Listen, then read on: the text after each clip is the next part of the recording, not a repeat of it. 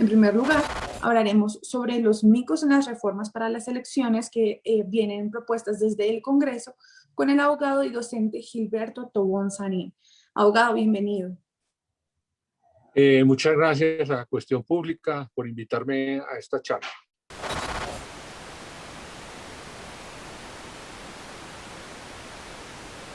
Son 4 las reformas que hoy están sonando en el Congreso de la República y que afectarían las elecciones del año 2022. La extensión del periodo presidencial por 2 años, la eliminación de la ley de garantías, es decir, poder contratar en época electoral, aprobar el voto militar en Colombia y unir el mismo día las elecciones de Congreso con la primera vuelta presidencial. Aunque el presidente Iván Duque y su ministro del Interior, Daniel Palacios, así como los integrantes del Centro Democrático han negado que estén interesados en tales iniciativas, de ser aprobadas, algunas de ellas los beneficiarían directamente. La congresista Catherine Miranda aseguró que estas reformas son una clara muestra de que este Congreso lo único que quiere es atornillarse en el poder. Y el abogado y docente Gilberto Tobón Sanín señala que el proyecto de extender el periodo presidencial es infame y solo busca consolidar una dictadura en Colombia al estilo Nicolás Maduro. ¿Hay micos en las reformas para las elecciones de 2022? Gracias, Iván. Profesor Gilberto Tobón, queríamos iniciar preguntándole por qué el Congreso está legislando desde ya de cara a las elecciones de 2022. Por un hecho muy sencillo, que está planteado en un libro que yo escribí, Estado, Política y Economía en Colombia, el capitalismo burocrático y gasteril. Porque la clase dominante al comando del Estado en Colombia es la burguesía burocrática y gasteril. Esa es la clase dominante. Colombia es un narcoestado, como lo es Venezuela y México. No me canso de decir eso, pero eso es el contexto en el que hay que entender esta reflexión. Esa burguesía burocrática que vive de acumular enormes y gigantescas masas de capital dinero a través de las palancas del Estado, ¿no? Ejemplo, Reficar. Se sustrajeron más de $5.000 millones y no va a pasar nada. Hay unas cuantas personas procesadas en sus casas. Entonces esa burguesía burocrática no quiere entregar el poder, ¿cierto? No lo quiere entregar porque perderían ese mecanismo de acumulación. Podrían verse enfrentados a procesos judiciales, al ostracismo político, etc. ¿Qué quiere decir eso? Eso quiere decir que todas las propuestas están sobre la mesa, como diría el señor Trump, con respecto a qué, a impedir que los grupos alternativos lleguen al poder. Esa es toda la trama que tiene. Un grupo de parlamentarios impúdicos y mediocres, porque nadie los conoce, porque el Parlamento está lleno de gente mediocre y corrupta, propusieron prolongar el periodo del presidente a 2 años y los congresistas y los magistrados, etcétera, buscando pues que en el control de constitucionalidad los dejaran, legislando en beneficio propio, lo que está prohibido por la ley y que puede causar pérdida de la investidura. Lo que ocurre es que el Consejo de Estado, que es un organismo burocrático como el que más, generalmente se demora 4 y 5 años para decidir una cosa de esta, porque todo aquí es una burla. El aparato judicial también está colapsado. Entonces ellos, basados en eso, hacen todas las trabajas que quieran, pero esta vez les fracasó. No tienen vergüenza. Ellos no les importa que internacionalmente se diga, no se diga, que la democracia en Colombia siempre ha sido de papel. Es que hay que saber historia política. Desde que esto se fundó como republiqueta, hace más de 200 años, todo el siglo XIX fueron fraudes electorales. Hubo 19 guerras civiles. En el siglo XX se robaron las elecciones. Laureano Gómez se robó las elecciones del 50 porque el Partido Liberal no quiso participar porque lo estaban exterminando a sangre y fuego. Entonces esto es un país, a Rojas Pinilla le robaron las elecciones del 70. Entonces es un país que las elecciones se ganan en la registraduría. Por eso se pelea en ese cargo, además porque maneja como 200.000 empleados y contrataciones gigantescas. Todo registrador sale multimillonario. Y el que hay ahora no es garantía de nada. El señor Alex Vega lo denuncia a su rostro, un tramposo, ¿cierto? Entonces, están haciendo un plan para robarse las elecciones. Es que yo lo digo a boca llena. Es que eso es lo que están buscando. No van a respetar eso. Entonces quieren prolongarse. Y repito, como el Consejo de Estado es la morosidad absoluta, ¿cierto? Y no hay organismo que lo sancione. Entonces, el cálculo es perfecto, es elemental. Hagamos esto, que cuando nos quiten la investidura, ya para qué, ya hemos terminado los periodos y ya salimos con las tulas llenas, ¿cierto? Eso es lo que tengo para decir respecto a ese punto. Eso es una maniobra inconstitucional, ilegal, eso no se puede hacer por reforma constitucional. Eso es legislar en beneficio propio. Profesor, ¿a qué punto de no retorno hubiésemos llegado si esa reforma hubiese salido adelante? Total. La derecha quiere quedarse en el poder, perpetuarse. Cada vez más son los escándalos de corrupción, cada vez más. El Estado colombiano está colapsado hace mucho rato, hace muchas décadas, pero ahora más que nunca. En la jefatura del Estado hay un bailarín de calidades, un tocador de guitarra, un tipo que hace magias con las manos, un tipo que es bueno para animar fiestas y piñatas, y es un presentador de televisión, no tiene absolutamente nada en la cabeza, nada, pero eso sí, codicia como el que más, ¿cierto? Codicia como el que más. Ahora ha sacado del bolsillo una reforma tributaria con el Panama Paper. Panama Paper, está en Panama Paper, Carrasquilla. Este es un país impúdico. ¿Cómo van a tener, van más de 2 años un ministro en esas condiciones? Por favor, es que el que esté allá es un evasor de impuestos como mínimo. Pueden ser cosas peores. Y el país no mosqueó.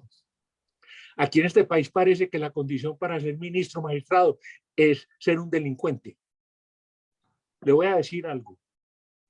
Hubiera sido el acabose. Ellos no quieren bajarse del poder y saben que ya por la vía electoral les va a quedar muy difícil. No les queda no el fraude, que ya lo han practicado, Entonces, el punto es que con la pandemia hay tanta rechazo social, hambre, que ellos saben que, es decir, que está enterrando a paladas diarias, está enterrando al centro democrático. Y Uribe lo sabe, Uribe es un tipo inteligente, lo sabe. Pues, él lo escogió. Precisamente sobre eso que usted está hablando, ¿usted cree que el uribismo tiene miedo a perder en las elecciones, a perder el poder en el 2022? Total, están paniqueados.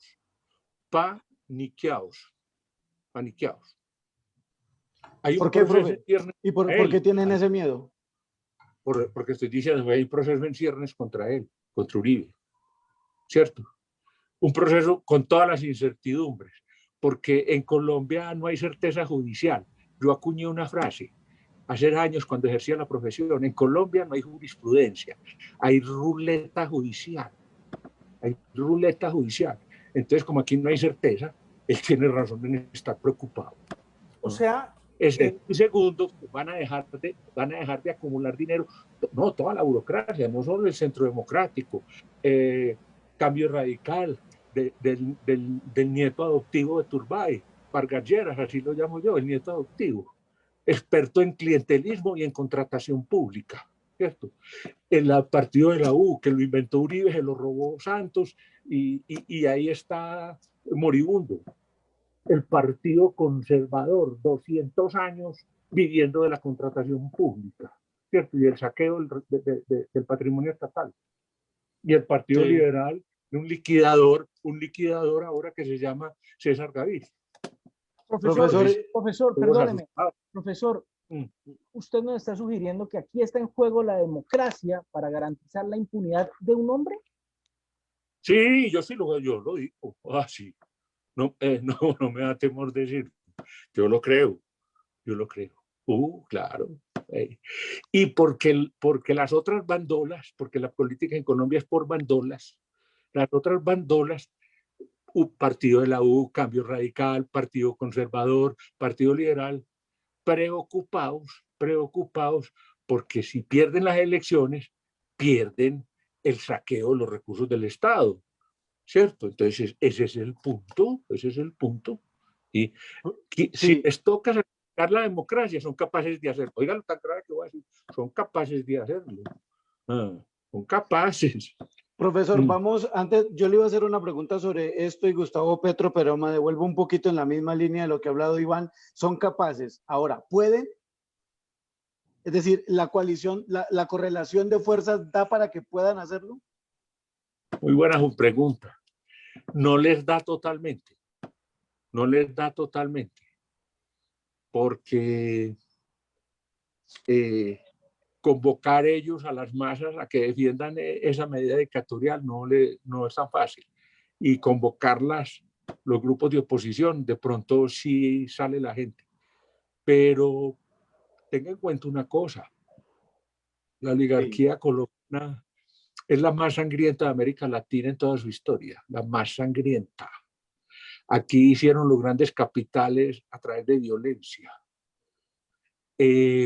No se arredran frente a... Esta no es la burguesía venezolana que vivía de chupar petróleo. No. Ellos se enfrentan lo que sea, son violentos, desde siempre. Entonces, no se van a detener tan fácilmente.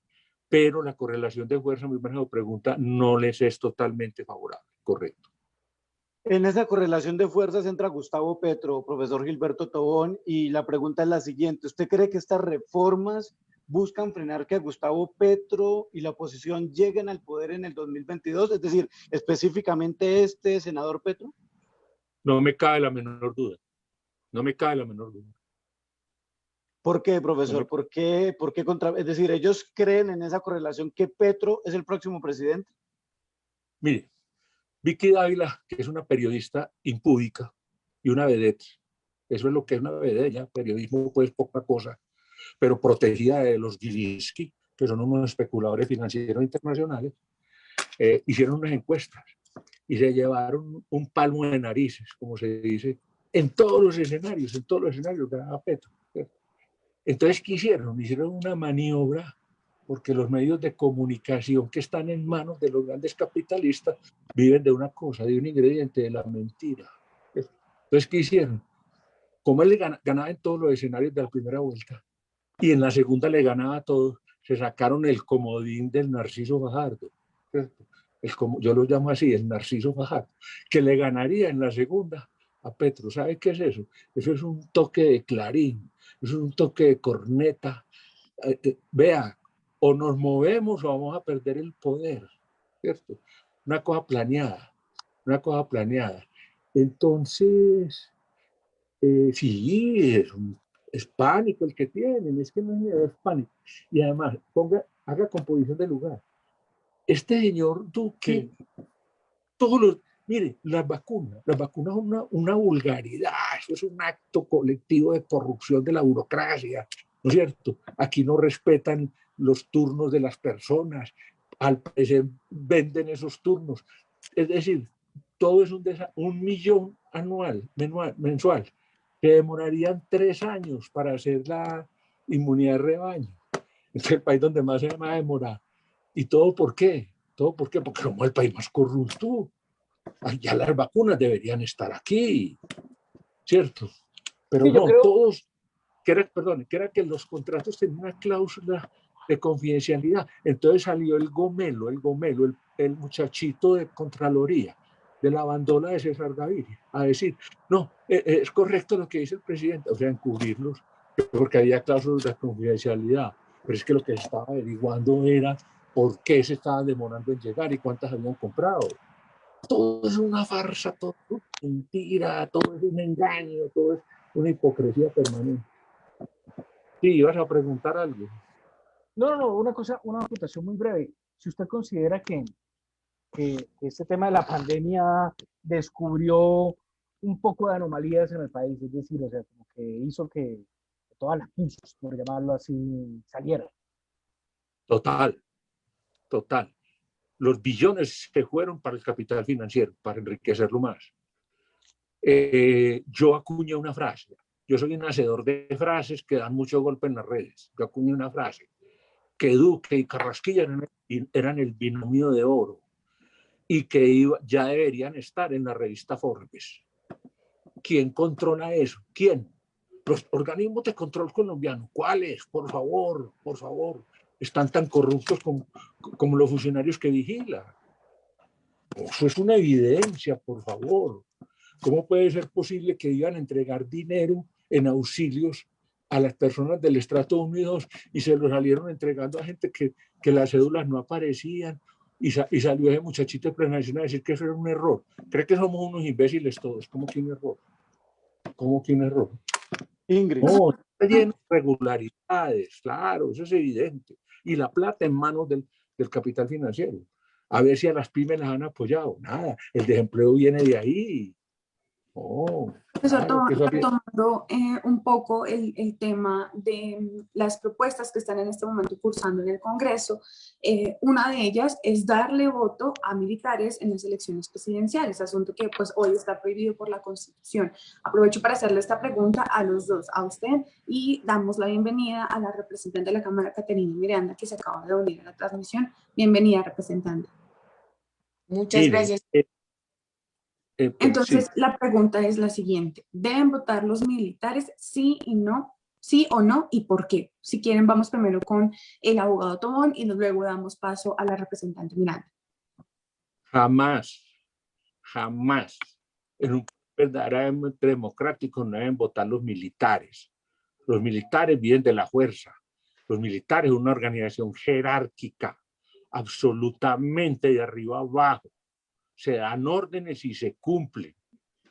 Alberto Lleras, en discurso de 1957, en el Tequendama, en la lucha contra la dictadura de Rojas, lo dijo claramente. Es que la política es el arte de la transacción y el acuerdo. Y la milicia es el arte de la obediencia. Incompatibles totalmente, dijo Alberto Lleras Camargo, que era un hombre muy inteligente, el nieto que tiene ahora en El Espectador, no tanto. No, es que composición de lugar, lo dicen los jesuitas, perdón, composición de lugar. Imaginemos a un general reuniendo la tropa, a discreción, fino, como los pongan. Hay que votar por fulano. No. Levanten la mano los que no lo van a hacer. Ay, María, vea, eso es una acción desesperada de la ultraderecha de este país, porque están pensando que entre la tropa que existe y los retirados que llaman, ¿cierto?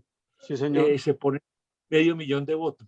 Eso es una acción desesperada que tampoco creo que les vaya a funcionar. Representante Caterina Miranda, ahora sí, muy buenas tardes. Muy buenas tardes a todos, a todas. De verdad, muchísimas gracias por la invitación y para mí es un placer compartir este escenario con mi profesor Tobón, al cual he seguido mucho y admiro profundamente.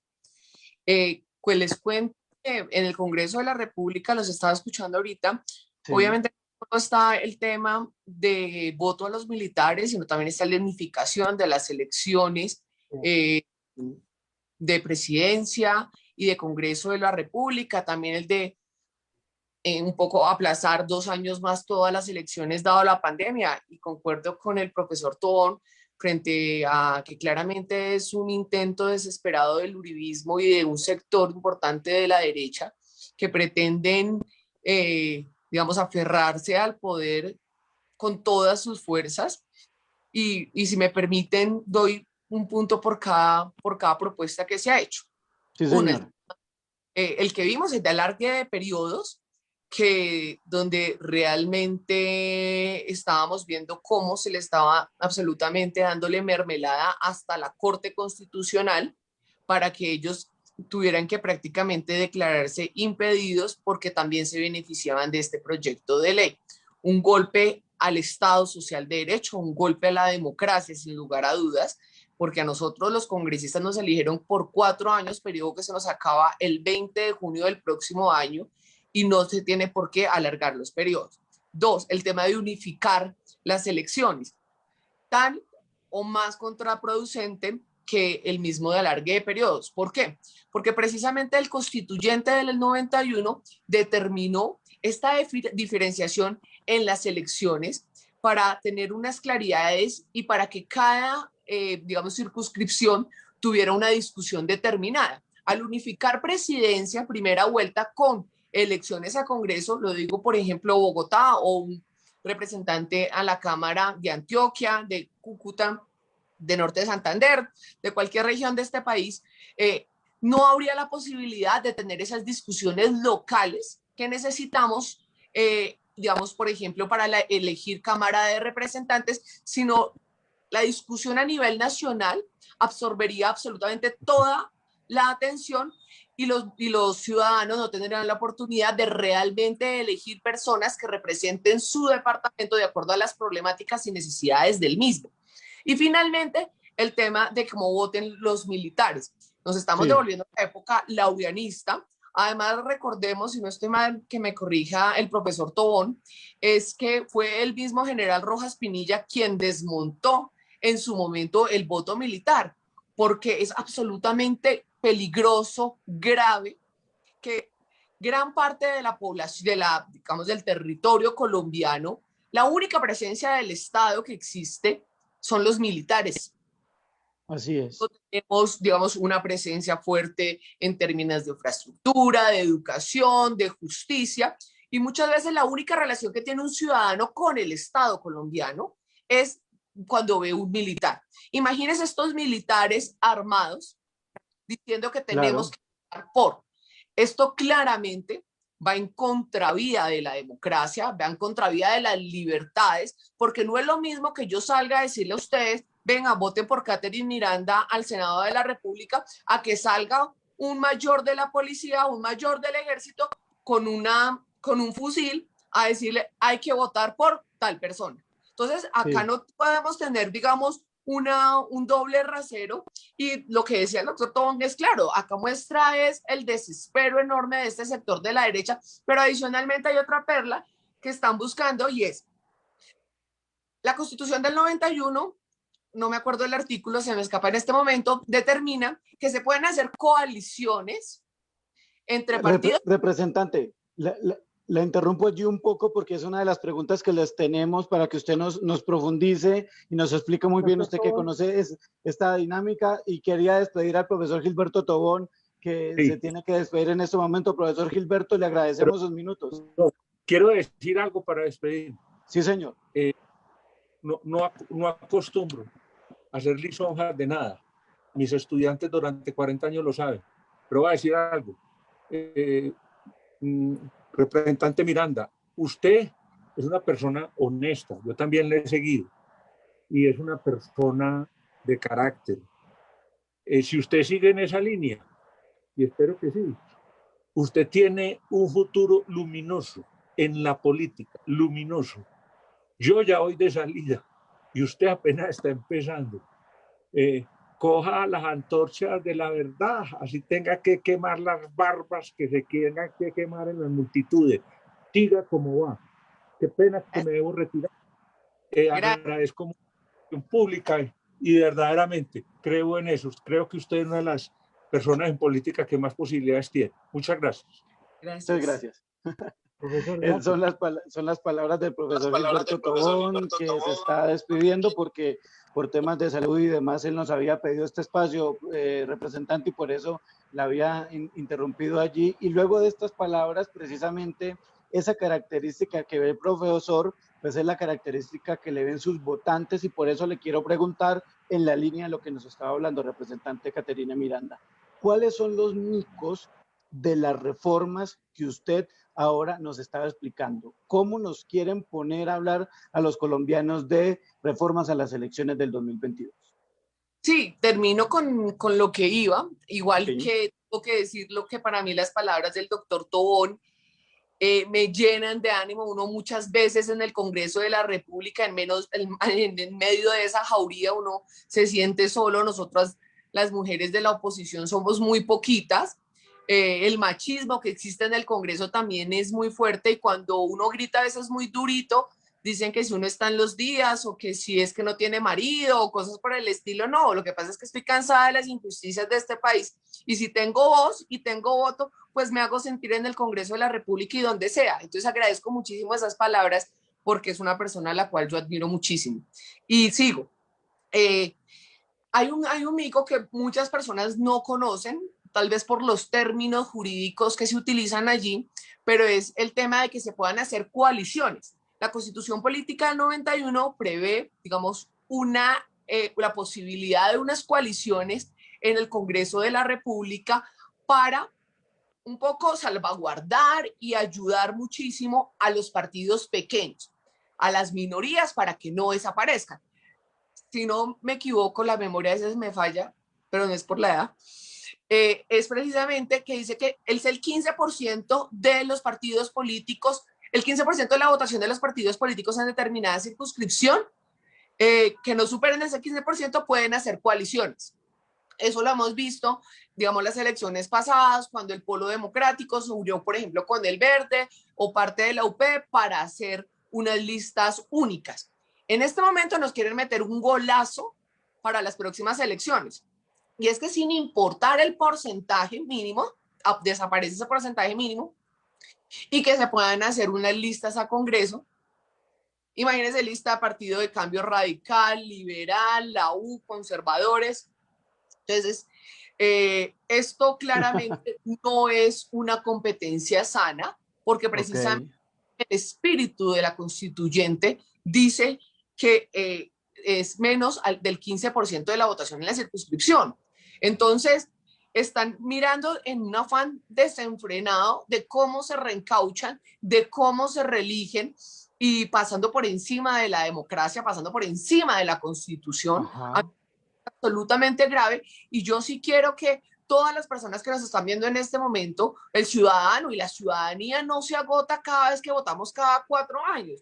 Creo que tenemos que estar despiertos, tenemos que ver los goles que nos quieren meter, porque quieren competir precisamente con esas listas como la que es la del Pacto Histórico o la Coalición de la Esperanza o cosas por el estilo, que realmente configuran digamos, una reunión, una relación de partidos muy pequeños que buscan realmente llegar al Congreso de la República porque solos, es claro, que no alcanzan a tener la personería jurídica. Muchas gracias, representante. Iván, adelante. Claro, representante de sus organizaciones que serían realmente unas empresas electorales arrolladoras en la región. Sí, adicionalmente hay una cosa muy importante y es, no voy a decir a calzón quitado, quitándome todos los tecnicismos de encima, y es un poco la lógica de los partidos tradicionales y de la política tradicional, es cómo ellos logran abaratar los costos del voto. Hoy, para que un congresista llegue a ocupar una curul, pues tiene que pagar el voto, literal pagan el voto. Acá en Bogotá nosotros tenemos, digamos, la oportunidad de ser voto de opinión y de que la gente vote por nosotros por nuestras ideas. Pero ¿qué pasa, por ejemplo, en la costa muchas veces, en el sur del país? Y es que el voto tiene un precio, 70, 50 mil, 100 mil pesos, de acuerdo a la circunscripción. Si se unifican las elecciones, por ejemplo, en presidencia y en Congreso de la República, ya el costo se reduce porque se paga por elección, no por, digamos, no por tarjetón depositado. Eso es uno. Dos, hay un tema muy importante y es, si usted compara las votaciones de Congreso de la República de los partidos tradicionales versus la votación en primera vuelta o en segunda vuelta en general, usted se da cuenta que realmente el congresista hace el esfuerzo por él y se mueve todo porque él se elija. Ya cuando llega el tema de la presidencia, ya no es el mismo movimiento. Entonces, eso abarataría profundamente las elecciones para los partidos tradicionales. Solo se pagaría un voto y el candidato a la presidencia de la República asegura un trabajo arduo también para que él sea electo. Pero adicionalmente, lo que está también detrás es un poco que nos impiden a nosotros los alternativos realizar la consulta previa. Esa consulta previa que es tan importante para nosotros porque allí nosotros unificamos y determinamos quién es nuestro candidato, pero adicionalmente esta consulta nos permite a nosotros como hacerle un empujón a nuestras listas al Congreso de la República. Entonces, eso también, digamos, va muy en contravía porque no quieren que nosotros los alternativos lleguemos al poder el próximo año.